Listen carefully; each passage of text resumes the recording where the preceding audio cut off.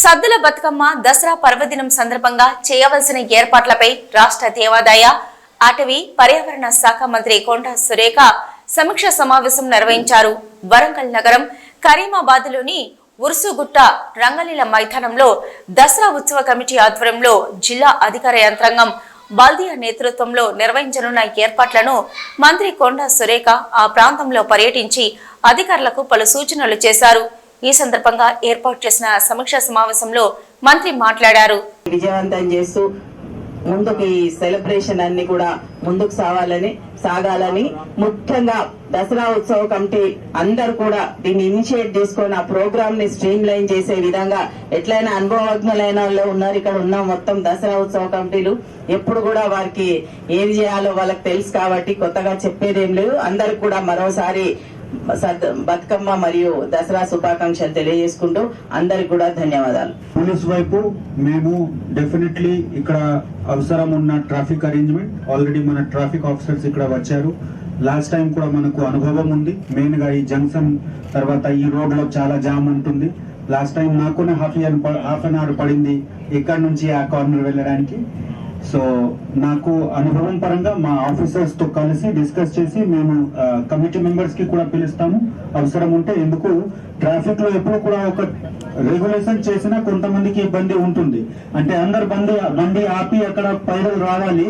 ఎంత ధైర్యం ఉండాలి. పబ్లిక్ కి కూడా మనం ముందు నుంచి చెప్పి వాళ్ళకి అవగాహన ఇచ్చి ఈ చేస్తే మంచి ఉంటుంది. మీ అందరికి పిల్లలకి చాలా మంచి సేఫ్ ట్రాఫిక్ యాక్సెస్ ఉంటుంది. అది ఇన్సూర్ చేస్తాము. అవి అటెండ్ చేసేదానికి స్పెసిఫిక్ టీమ్స్ మీరు డిప్లాయ్ చేసుకోవాలనేది ఒకటి. మేము మా సైడ్ నుంచి ఇన్స్ట్రక్షన్ స్పెసిఫిక్ గా ఇప్పుడు ఈ మినిట్స్ కాపీ ఇచ్చినప్పుడే పంపిస్తాము. అందరూ భోజనం చేసిన తర్వాతనే పోవాలి.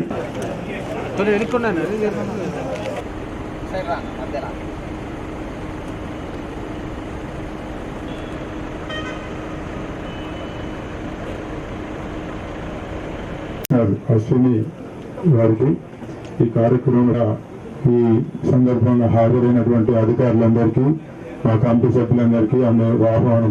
ప్రత్యేకంగా రూపుదిద్దడంలో ప్రిన్సిపల్ మరి శాఖ చాలా సమర్థవంతంగా పనిచేస్తూ ఉన్నది ఇప్పటి వరకు.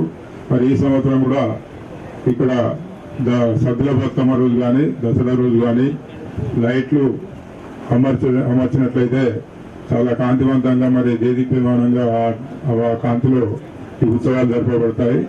లైట్లు అదేవిధంగా మైకులు అదే ఫ్లైయింగ్ మైకులు అయితేనే బాగుంటాయి. అంతకుముందుకు మైకులు అరేంజ్ చేసిండ్రు కోరుకుంటున్నాం. అదేవిధంగా ఈ మనం ఎట్లాగో పోలీస్ సిబ్బందిని పెట్టినా కూడా ఏదో ఒకటి జరిగే అవకాశం ఉంది కాబట్టి అది కూడా ఉంచాల్సిన అవసరం ఉంది. ప్రతి చోట మహిళా పోలీసులను కొంత ఎక్కువ సంఖ్యలో పెట్టండి.